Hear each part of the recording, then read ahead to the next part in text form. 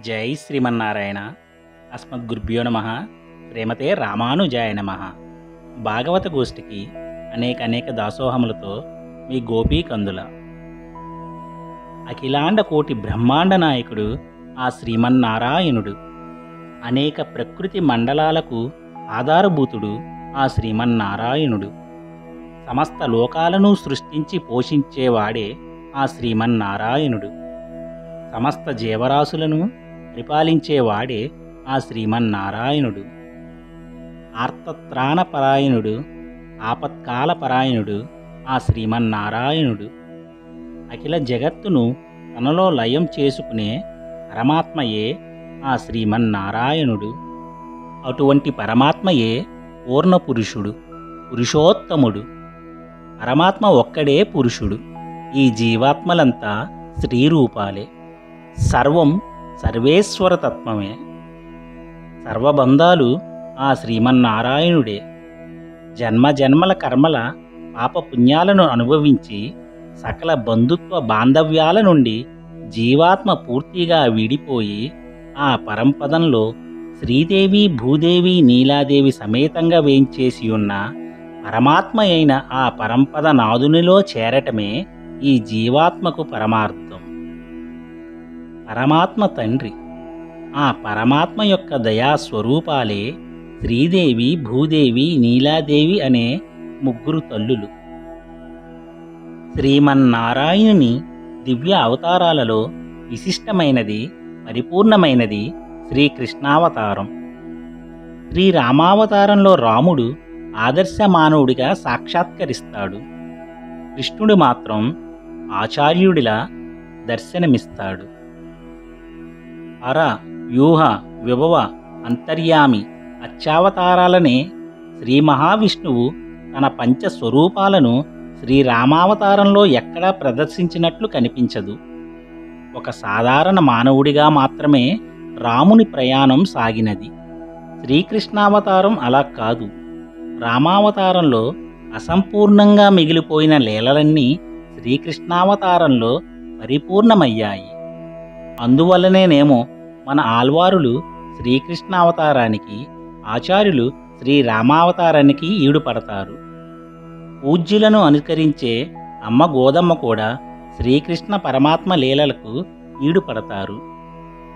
అమ్మ గోదమ్మ మధుర భక్తి మార్గంలో ప్రయాణం చేసి మాధవుని మనువాడి మహిని పునీతం చేసిన అమ్మ గోదాదేవి. ఓదే అనే తమిళ పదానికి ఓలమాల అని అర్థం. గోద అనగా జ్ఞానాన్ని ఇచ్చేది అని అర్థం. తన గానంతో, ధ్యానంతో, పాసురములతో, భక్తి ప్రపత్తులతో ప్రపంచానికి మధుర భక్తి చైతన్య స్ఫూర్తిని అందించిన జనని గోదాదేవి. ఈమెనే ఆండాల్ అని అంటారు. ఆండాల్ అనగా రక్షకురాలని అర్థం. ఈమె భూదేవి అంశ, లక్ష్మీ అంశ అయిన ప్రకృతి అంశ. అటువంటి ఆండాలమ్మ కూడా శ్రీకృష్ణ పరమాత్మను కీర్తిస్తూ తిరుమాలను చేరుకోవడానికి అమ్మ నీలాదేవి పురుషకారంగానే స్వామిని చేరుకుంటుంది తన తిరుప్పావై వ్రతముతో. పెరుమాళ్లను ఆయార్ల పురుషకారంగానే ఆశ్రయించవలెను. వరాహ పెరుమాళ్లను భూమాదేవి యొక్క పురుషకారంగాను, శ్రీరామచంద్రమూర్తుల వారిని సీతాదేవి యొక్క పురుషకారంగాను, పెరియ పెరుమాళ్లను పెరియ పిరాట్టి పురుషకారంగాను, తిరువేంగడ ముడయాన్ను అలర్మేలు మంగయ్య పురుషకారంగాను, శ్రీకృష్ణ పరమాత్మను నప్పిన్నై పిరాట్టి పురుషకారంగాను ఆశ్రయించాలి. శ్రీకృష్ణ పరమాత్మను రుక్మిణీదేవి, సత్యభామ, జాంబవతి మొదలగు అష్టమహిషుల పురుషకారంగా కాకుండా నప్పిన్నై పిరాట్టి యొక్క పురుషకారంగా ఆశ్రయించడానికి కారణం, శ్రీకృష్ణ పరమాత్మ అవతరించింది క్షత్రియ వంశంలోనైనా తిరిగినది మాత్రం వ్రేపల్లెలో. ఆ వ్రేపల్ల వాసులకు తగ్గట్టుగా, ఆ గొల్ల కులానికి గొల్లవాసులకు తగ్గట్టుగా ఆ పరమపదం నుండి వేంచేసిన నీలాదేవియే శ్రీకృష్ణ పరమాత్మను పొందటానికి, పరిణయం మాడడానికి ఆ యాదవ కులంలోనే అవతరించిన నీలాదేవి అంశయే మన నప్పిన్నె పిరాట్టి. అందువలనే మన చూడికుడుత్త పాడికుడుత నాచ్యారి అయిన గోదాదేవి శ్రీకృష్ణ పరమాత్మను నప్పిన్నె పిరాట్టి పురుషకారంగా ఆశ్రయించినారని ఒక నిర్వాహకం. శ్రీ వైష్ణవ సాంప్రదాయంలో ఆల్వారుల పాసురములలో మాత్రమే గోచరించే నప్పిన్నె పిరాట్టి యొక్క ప్రాముఖ్యతను, అంతేకాకుండా కన్నన్ను నప్పిన్నె పిరాట్టి యొక్క పురుషకారంగా ఆశ్రయించడానికి గల కారణములను శ్రీమతి ఊరపాటి కుముదవల్లి అమ్మగారి శ్రీవాక్కుల ద్వారా తెలుసుకుందాం. శ్రీమతే రామానుజాయ నమః. ఆళ్వార్లు 10వ వందలో 10వ పదికంలో ఆళ్వార్లు స్వామితో చెప్పే సంభాషణ. 2వ పాసురం 10-10-2. ఆళ్వార్లు ఏమంటున్నారు? తిరు ఆనై నిన్నానై కండాయ్. ఓ స్వామి, అమ్మ మీద ఒట్టు అంటున్నారు. ఆళ్వార్లకి ఎట్లా మాట్లాడాలో తెలుసు. స్వామి నీ మీద ఒట్టు అనకుండా అమ్మ మీద ఒట్టు అంటున్నారు. స్వామికి ఎవరంటే ఇష్టం? అమ్మ అంటే ఇష్టం. అమ్మ అంటే ఇష్టమని ఎట్లా తెలుస్తోంది? మన పరాశర భట్టర్ వారు అన్నారని. పరాశర భట్టర్ వారు ఎక్కడన్నారు? శ్రీ గుణరత్న కోసం కటాక్షించారు.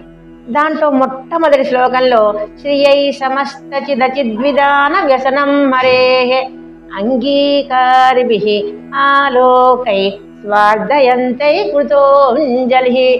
లోకంలో ఏ భర్త అయినా భార్య కోసమే చేస్తారట, ఆనందం కోసమే. అట్లాగే మన స్వామి సృష్టి ఎందుకు చేస్తున్నాడంటే అమ్మ ఆనందం కోసం. చేసిన సృష్టి బాగుందా అని కళ్ళతో అడుగుతాడు, బాగుంది అని చెప్తుంది అమ్మ. ఆలోకై అన్నారు పరాశర భట్టర్ వారు. ఆ కళ్ళ చూపుతోనే చెప్తుంది మన అమ్మ. అటువంటి అమ్మ మీద ఒట్టు అంటున్నారు ఆళ్వార్లు పెరుమాళ్లతో. అమ్మ వైభవాన్ని తెలుసుకుందాం. ఎంత గొప్పదండి అమ్మ! పరమాత్మ ఏ అవతారం ఎత్తినా అమ్మ లేకుండా ఉండదు. విష్ణు పురాణంలో కటాక్షించిన వారు పరాశర మహర్షి. వ్యాసుల వారి యొక్క తండ్రి పరాశర మహర్షి. వారు విష్ణు పురాణంలో శ్లోకాన్ని అనుగ్రహిస్తూ రాఘవత్వే భవే సీత రుక్మణి కృష్ణ జన్మని అన్యేషు చ అవతారేషు విష్ణోరేష అనపాయిని. అనపాయిని వదిలి ఉండదట ఏ అవతారం ఎత్తినా స్వామి. నను బ్రోవ మనీ చెప్పవే ఓ సీతమ్మ తల్లి అన్నారు మన పెద్దలు. రామావతారంలో సీతమ్మ పురుషకారంగా రామయ్యను ఆశ్రయించాలి. కృష్ణావతారంలో నీలాదేవి పురుషకారంగా ఆశ్రయించాలి. వరాహావతారంలో భూదేవి పురుషకారంగా ఆశ్రయించాలి. మనమ్మ గోదాదేవి కూడా కన్నన్ని ఆశ్రయిస్తూ నీలాదేవి పురుషకారంగా ఆశ్రయించింది. నీల ఎవరండి? నీల అన్న నప్పిన్నన్న ఒకరే. యశోద యొక్క అన్నగారు కుంభదాముడు. కుంభదాముడి యొక్క కూతురు మన నీల. నప్పిన్న పిరాట్టి అంటారు, నీలాదేవి అంటారు. ఇక్కడే పెరిగింది యశోదమ్మ దగ్గరే. మన కృష్ణయ్య నీల ఇక్కడే పెరిగారు. యశోదమ్మ పెంచింది, అన్నగారి కూతురు కాబట్టి. బాబా మరదళ్ళు కృష్ణయ్యను నప్పిన పిరాట్టి. చిన్నతనం నుంచి అనుకున్నారు నీలాదేవి నుంచి చేస్తామనుకుని మన కృష్ణయ్యకి. కన్నయ్యని నీరాటోత్సవాల్లో మన పెరియాళ్ళ వారు అంటారు, యశోద అవస్థ తెచ్చుకుని ఇప్పటికీ తిరుమంజన కాలంలో నీరాటం చేయిస్తారు. కన్నా నువ్వు తొందరగా వస్తావా రావా నీరాటడానికి? నువ్వు రాకపోతే నప్పిన్నే వస్తుంది. నప్పిన్నై కానిల్ చిరుక్కుం. నప్పిన్నొచ్చి ఇంకా కన్నను స్నానం చేయలేదులే అంటుంది. అనంగానే గబాలన వచ్చాడనమాట స్నానానికి. నమ్మాళ్ళవారి తిరువిరుత్తం అనే ప్రబంధంలో అద్భుతంగా అంటారు, కేవలం కృష్ణావతారం ఎత్తింది నప్పిన పిరాట్టిని వివాహం చేసుకోవడం కోసమే అన్నారు మన పెద్దలు. ద్రౌపదీ స్వయంవరం తెలుసు మనకి, సీతా స్వయంవరం మనకి తెలుసు, నీలా స్వయంవరం పెట్టారు కుంభదాముడు. 7 ఎద్దుల్ని ఎవరైతే 3 షరతులు పెట్టారు, 7 ఎద్దుల్ని ఎవరైతే స్వాధీనం చేసుకుంటారో వాళ్ళకి మా అమ్మాయిని ఇస్తా, ఒక షరతు. 2, కుంభనృత్యం ఎవరైతే చేస్తారో వాళ్ళకి మా అమ్మాయిని ఇస్తా, 2వ షరతు. 3వ షరతు, అచ్చగొల్లవాడై ఉండాలి, వాళ్ళకి మా అమ్మాయిని ఇస్తా అన్నారు. ఆ 7 యొక్క ఎద్దుల్ని గబగబగబని సంహరించేస్తున్నాడు మన కృష్ణయ్య. నమ్మాళ్వారు ఒక పాసలో అంటున్నారు, కోవై వాయాల్ పొరుట్టు ఏటెన్ ఎరుత్తం ఇరుత్తాయ్. నీలాదేవి చాలా అద్భుతంగా ఉంటుందట. ఎమ్మటే అక్కడ మాలతో సిద్ధమైంది మాట నీలాదేవి. మన కృష్ణయ్య ఎదురుగుండా నీలాదేవిని సేవిస్తున్నాడు. ఆమె యొక్క కథనం అద్భుతంగా ఉందట. బలరాముడు ముందుకొచ్చాడు 7 ఎద్దుల్ని స్వాధీనం చేయడానికి. పెద్ద నీలాదేవి మొహాటి తిప్పిందట. ఇష్టం లేని వాళ్ళని వివాహం చేసుకోకూడదని వెళ్ళిపోయాడు మాట బలరాముడు. మన కృష్ణయ్య రాగానే ఓ వైవాయ చిరునవ్వు నవ్విందట మన నీలాదేవి. చిన్న బావని చూడంగానే, చిన్న బావ అంటే ఇష్టం. అద్భుతంగా వర్ణించారు. కోవైవాయాల్ పొరుట్టు అమ్మ కేసు చూస్తూ 7 ఎద్దులను గబగబా సంహరించేశాడట స్వామి. ఇక 2వది కుంభనృత్యం. కుంభనృత్యం అంటే 2 చేతుల్లో 7 కుండలు ఉండాలి. అటో 7 కుండలు, ఇటో 7 కుండలు, తల మీద 7 కుండలు. ఆ కుండల్లో పాలు ఉండాలి. ఈ కుండలోంచి కుడి చేతిలో కుండ ఎడం చేతిలోకి రావాలి, ఎడం చేతిలో కుండ కుడి చేతిలోకి రావాలి. రవ్వంత పాలు కూడా కింద పడకూడదు, పైకి ఎగరేయాలన్నమాట. దాన్ని కుంభనృత్యం అంటారు. బ్రాహ్మణోత్తములకి సంపద ఎక్కువ ఉంటే యజ్ఞంలో పెడతారట. మనందరికీ తెలిసిన వైశ్యులు వ్యాపారానికి పెడతారు. గొల్లలు ఏం చేస్తారట, కుంభనృత్యం చేస్తారట వాళ్ళకి. అదొక క్రియ మాట, అద్భుతంగా ఉంటుంది. మన కృష్ణయ్య చాలా బాగా ఆడగలడు. కృష్ణుడు అవతరించక ముందు నందుడు ఆడేవాడట, కానీ కృష్ణుడు అవతరించిన తర్వాత ఇంకా మన కృష్ణయ్యే ఆడతాడు. అది పెద్ద ప్రదేశం చూసుకుని ఆడతారు మాట. పెద్ద ప్రదేశం అంటే ఇప్పుడు శ్రీరంగంలో బ్రహ్మోత్సవాల్లో ఏడ్చిలు అంటారు.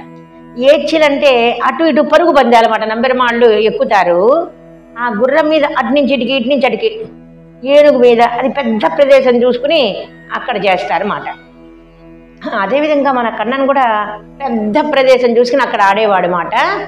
దానికి మన షరతు 2వ షరతు. 3, అచ్చగొల్ల వాడికి ఇస్తానన్నారు కుంభదాముడు. అచ్చగొల్లవాడు అంటే లోకల్లో గొల్లలు తల తడిపితే మొల తడపరట, మొల తడిపితే తల తడపరట. అది గొల్లలకి అచ్చగొల్లలు అంటారు. మన కృష్ణయ్య 2 తడపడం మానేశాడు మాట, అచ్చగొల్లడు అనిపించుకోవడానికి. ఈ విధంగా 3 షరతులు పాటించాడు మన కృష్ణయ్య. నీలాదేవితో వివాహమైంది. స్నానాసనం, ఆరగింపాసనం, భోగాసనం అంటారు ఆళ్వార్లు. சூட்டு நன்மாலைகள் தூயன ஏந்தி விண்ணோர்கள் நன்னீராட்டி அம்தூபம் தர நிற்கவே அங்குவோர் மாயினால் ஈட்டிய வெண்ணெய் தழவுண்ட போந்து இவிலேத்துவன் கூன் கோட்டினை ஆடினை கூத்து అడలాయర్తం కొంబినుక్కే.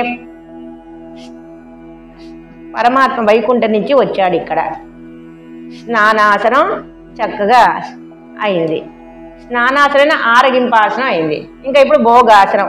ఎప్పుడైతే నీలాదేవితో వివాహం అయిందో అప్పుడు భోగాసనం అన్నమాట. నీలాదేవిని నిద్రిస్తున్నాడు స్వామి నీలాదేవి యొక్క హృదయం మీద. నీలా తుంగస్తరగిరి తటి సుప్తముద్భోజ్య కృష్ణం పారాజ్యం సంస్కృతి సదశిర సిద్ధ మధ్యాపయంతి అంటారు. తిరుప్పావై తనయంలో పరాశర పట్టారు వారు. కృష్ణ ఎక్కడున్నట్ట? నీలాదేవి హృదయం మీద నిద్రిస్తున్నాడట. పరమాత్మ కొండ మీద ఉంటాడట. ఏ కొండ? హృదయం అనే కొండ. జ్ఞాన భక్తులు ఎవరికైతే ఉంటాయో వాళ్ళ మీద అందంగా నిద్రిస్తాడట స్వామి. ఆ విధంగా కృష్ణయ్యని ఆశ్రయించేటప్పుడు నీలాదేవి ద్వారా వెళ్ళాలి మనం. పరమాత్మకి ప్రతి అవతారంలో అమ్మ ఉంటుంది. మనకి 4 మండపాలు, శ్రీరంగం, తిరుమల, కాంచీపురం, మేలుకోట అంటూ ఉంటాం. శ్రీరంగం భోగ మండపం అంటాం. శ్రీరంగనాథుడు శయనించాడు కదా, ఆ శయనించినప్పుడు 2 శ్రీహస్తాలు, ఒక శ్రీహస్తంతో తన పాదాలు కేసి చూపిస్తున్నాడు, ఇంకో శ్రీహస్తంతో కిరీటం కేసి చూపిస్తున్నాడు. కిరీటంలో ఉందట అమ్మ. అంటే సంపద అంటే కిరీటం మాట. కిరీటంలో ఉంది, స్పష్టంగా కనిపిస్తుంది కొన్ని చోట్ల, కొన్ని చోట్ల స్పష్టంగా కనిపించదు మన అమ్మ. తిరుమల మనకి తెలిసిన విషయమే, వక్షస్థలంలో ఉన్నది మన అమ్మ, ఉభయనాచ్యమార్లు అంట. కాంచీపురం త్యాగమండపం, కాంచీపురంలో మన స్వామి అభయహస్తంలో ఉందట మన అమ్మ. అందరికీ అభయాన్ని ఇస్తున్నాడంటే అభయహస్తంలో ఉంది మన అమ్మ. తిరుమాలి రంసోలై సుందరబాహు స్వామి అంటాం, అజగర్ అంటాం. పంచాయుధాలు గల క్షేత్రం సుందరబాహు స్వామి. ఒక ఆయుధం ఉంది తిరువల్లికేని పెరుమాళ్ళకి, శంఖం ఒక్కటే ఉంది కృష్ణయ్యకి. 2 ఆయుధాలు ఉంటాయి, శంకు చక్రాలు. కానీ పంచాయుధాలు మన తిరుమాలి రంసోలై అజగర్కి ఉన్నాయి. వనమాలి గజీశాంగి శంఖీ చక్రీ చనందకి శ్రీమాన్ నారాయణో విష్ణు వాసుదేవో విరక్షతు. శంఖం, చక్రం, గద, శారంగం, కత్తి. ఆ వాళ్ళ కత్తిలో ఉందట మన అమ్మ. పరమాత్మ విజయుడు అయ్యాడు అంటే అమ్మ ఉండబట్టే అన్నారు మన పెద్దలు. మేలుకోటలో జ్ఞాన మండపం అంటాం.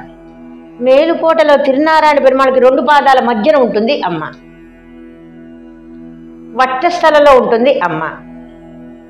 శ్రీరంగంలో కిరీటంలో ఉంటుంది అనుకున్నామా? వక్షస్థలంలో తిరుమలలో ఉంటుంది అనుకున్నామా?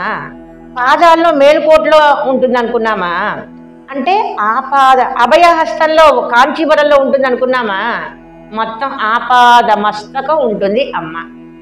ఒక చేపకి ఏ విధంగా నీళ్ళంతా ఏ విధంగా ఉంటాయో అదేవిధంగా స్వామికి ఆపాద మస్తకం ఉంటుంది మన అమ్మ. మనకి అవతారాలలో ప్రతి అవతారాల్లో సీత, రామ అవతారంలో సీత, కృష్ణావతారంలో మన నీల, సత్యభామ అనుకుంటూ ఉంటాం. అదేవిధంగా వామన అవతారం మనకి ఆశ్రమాలు 4: బ్రహ్మచర్య, వానప్రస్థ, గృహస్థ, సన్యాస ఆశ్రమాలు. బ్రహ్మచారి కదా వామనావతారం. వామనావతారంలో అమ్మ ఎక్కడుంది అని ఒక ప్రశ్న. వామనుడుగా యాచించడానికి వెళ్తున్నప్పుడు ఇప్పుడు బలి చక్రవర్తి దగ్గరికి, వైకుంఠాన్ని దిగేటప్పుడు అసలు అవతారాలు ఎక్కడి నుంచి వస్తాయి? పాల సముద్రం నుంచి వస్తాయి. అవతారాలంటే పైనుంచి కిందకి దిగి రావటం. అమ్మ నేను వస్తానండి మీతో అనేది. ఇది బ్రహ్మచర్య ఆశ్రమం, ఇది గృహస్థాశ్రమం కాదు, ఇది ఇవ్వటానికి కాదు తీసుకోవడానికి వెళ్తున్నా. బలిచక్రవర్తి దగ్గర నుంచి మీరు ఏ ఆశ్రమం ఎత్తినా పర్వాలేదు, మీరు సన్యాసాశ్రమం స్వీకరించినా బ్రహ్మచర్యగా ఉన్నా నేను మటుకు మిమ్మల్ని వదిలి ఉండను అంది అమ్మ. బ్రహ్మచర్య ఆశ్రమానికి 3 ప్రత్యేకంగా ఉండాలి.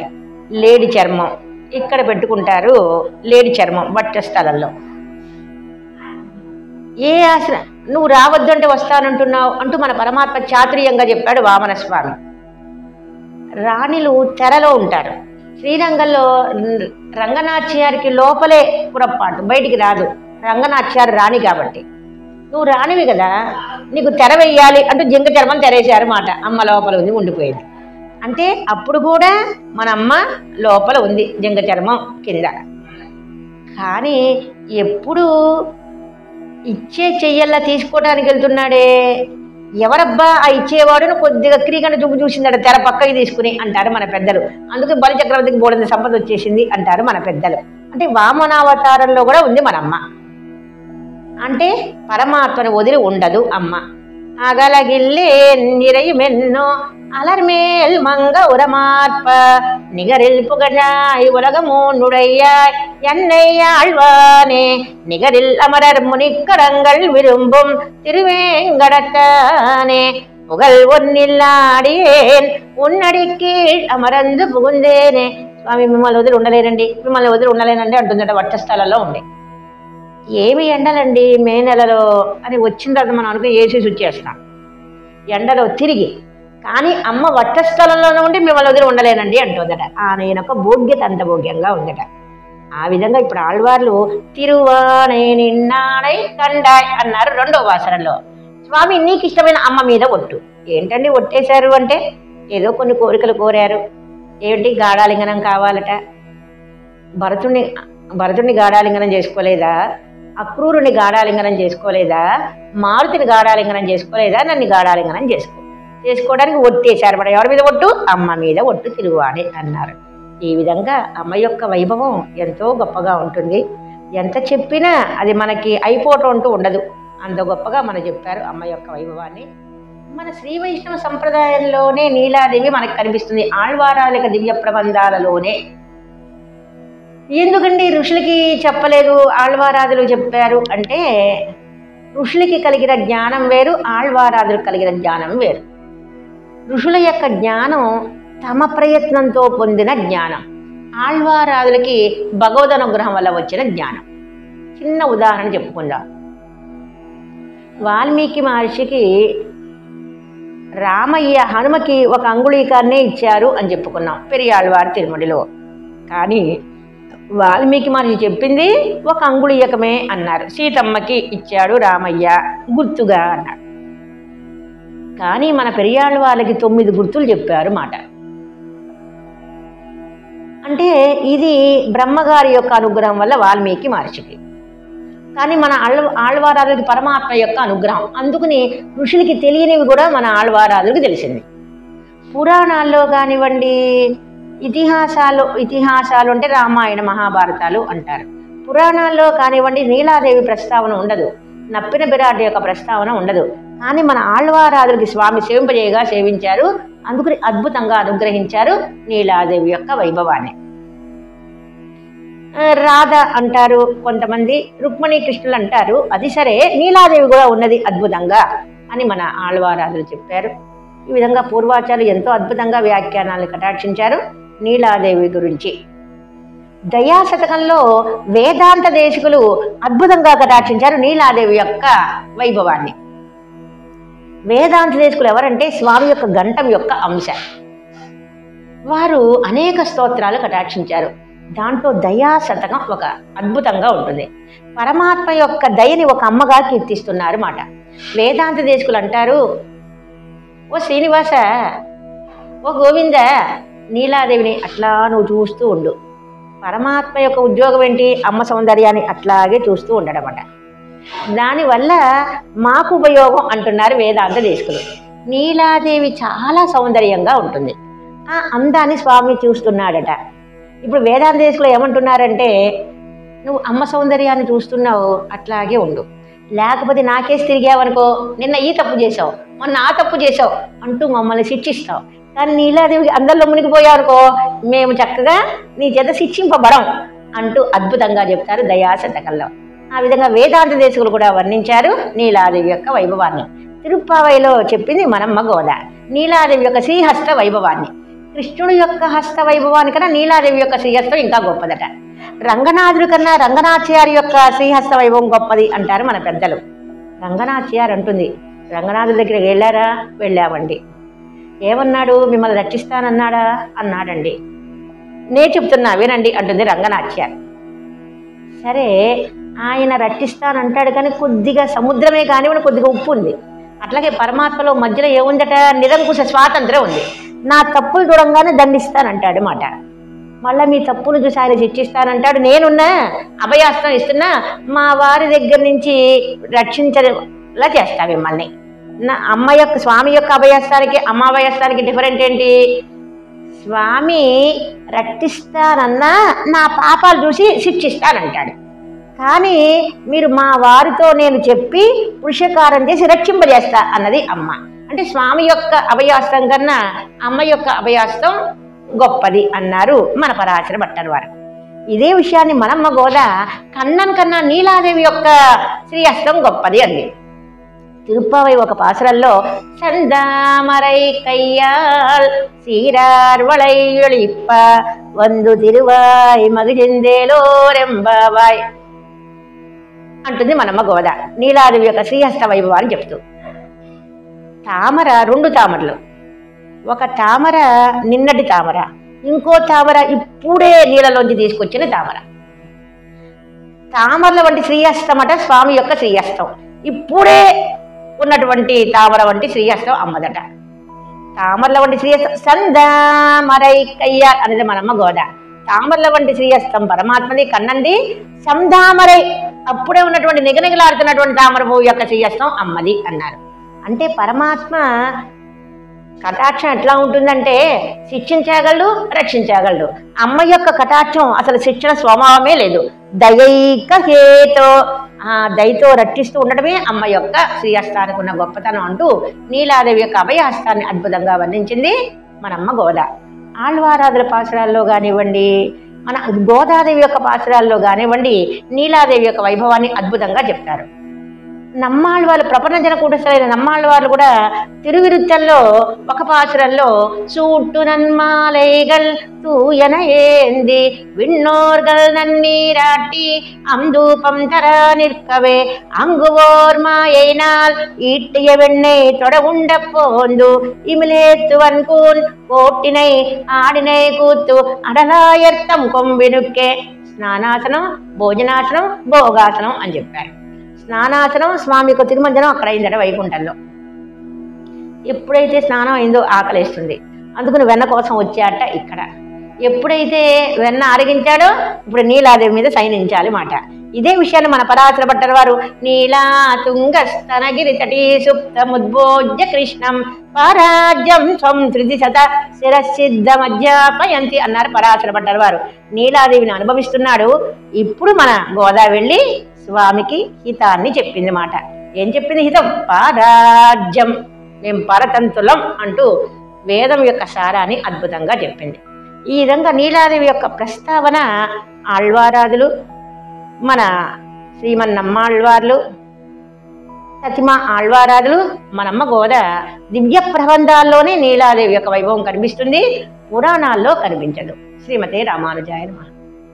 నీలాదేవి నప్పిన్నే పిరాటి యొక్క వైభవాన్ని ఎంతో చక్కగా వివరించి చెప్పిన శ్రీమతి కూరపాటి కుముదవల్లి గారికి అనేక దాసోహములు తెలుపుకుంటూ, ఆయార్ల పురుషకారంగా స్వామిని ఆశ్రయించాలని మనకు ఆచరణగా చేసి నిరూపించి మనకు మార్గదర్శనం చేసిన అమ్మ గోదాతాయార్ల పాదపద్మములే మనకు శరణం.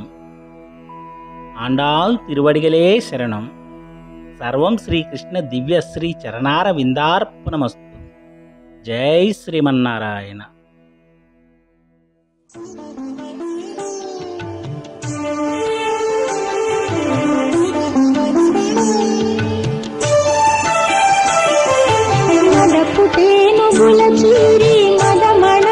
బలశాలి నందగోపాల దేవుడైన కోడలా నప్పిన్నా నేను కొనుము పూలపే గంధమొసగు అపూర్వ కేసి కోళ్ళు పూసి వినవే కోమలాంగి ఇచట మాధవి మందిరి నెచ్చి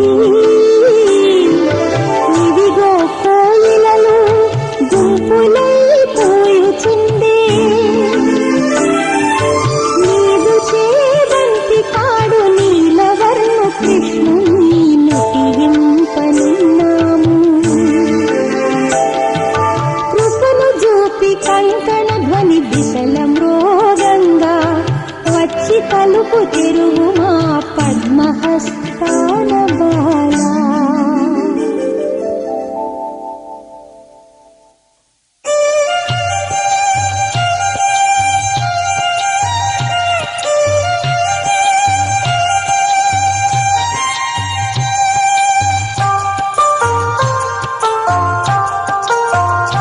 గుత్తి దీపాలు చుట్టూను గూర్చియుండా మదపుటే